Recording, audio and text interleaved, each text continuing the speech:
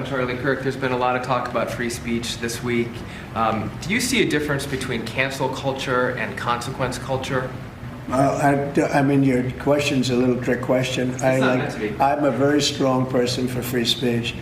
At the same time, when you have networks where I won an election, like in counties, I guess it's 2,600 to 525. That's called a landslide times 2. When you have that level of popularity or voter support, as I did in the last election, and yet 97 and 94%, different numbers. You see different numbers with different stats, but 97, 94, 95, 96% of the people are against me in the sense of the newscasts are against me.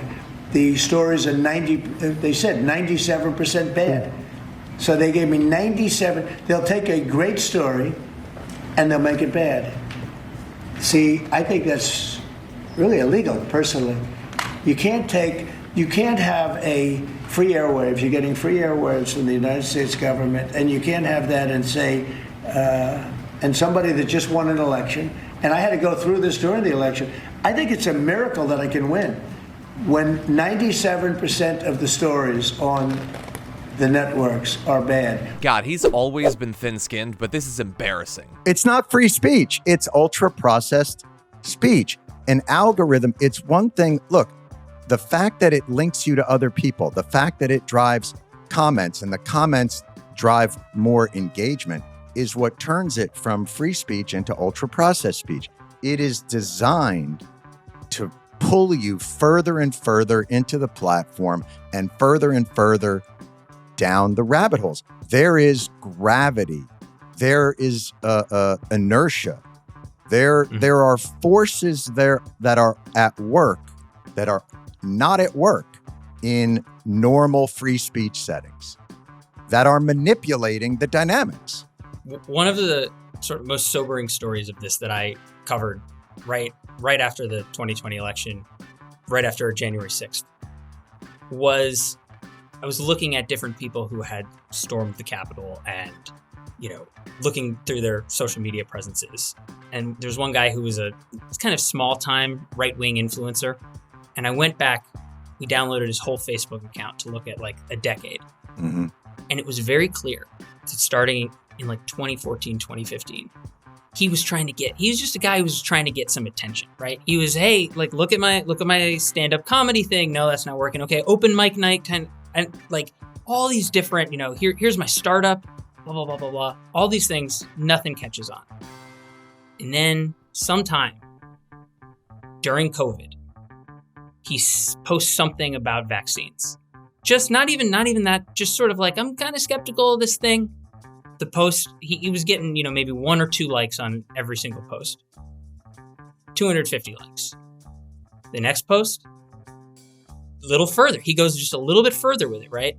Cut to 6 months later, this guy's storming the Capitol. It's the same argument, right, that we're hearing being raised by the New York Times and others.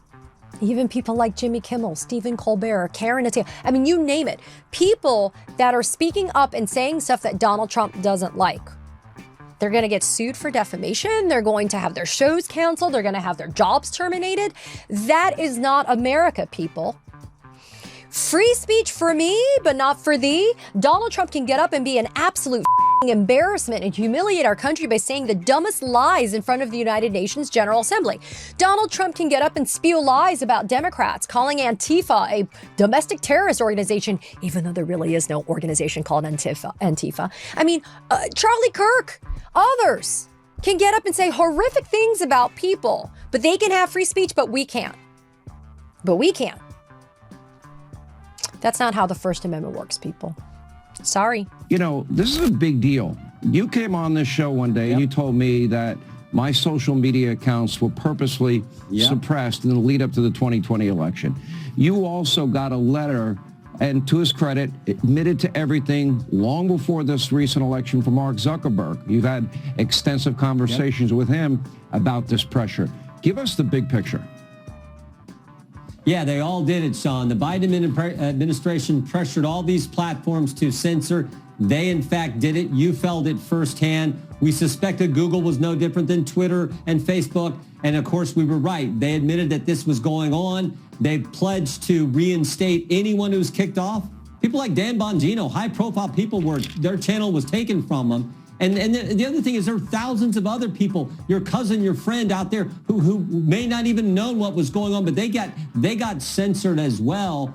And then, of course, Google has pledged that YouTube has pledged that they will never use this fact checker that other platforms were using, these independent fact checkers who think they're smarter than the rest of us, and they always were biased against conservative positions. So this was the big takeaway today. And again, God bless President Trump and the people he put together in his coalition, the leader of the party that actually is out there fighting for Americans' freedom. When you think about it, the idea that we had Elon Musk, Tulsi Gabbard, RFK Jr., and President Trump all on the same team is because they understood that they were going to get on President Trump's team because he was going to defend freedom. So this is a big win for the First Amendment today, and a big win for people's liberty. What Jim Jordan and other conservatives keep leaving out is the kind of content the Biden administration was urging platforms to take down: COVID misinformation and election denial. Sure, there's an argument to be made for absolute free speech, but when speech spread lies that can and did literally cost lives or help to undermine an election and perhaps inspire an insurrection, it's not hard to see why Facebook and YouTube stepped in with new restrictions. If YouTube decides to loosen its rules on misinformation and then tighten its rules on anti-Trump or pro-Palestinian speech, which at this point I'm suspecting it just might, don't be surprised when it starts to look a whole lot more like Twitter under Elon Musk.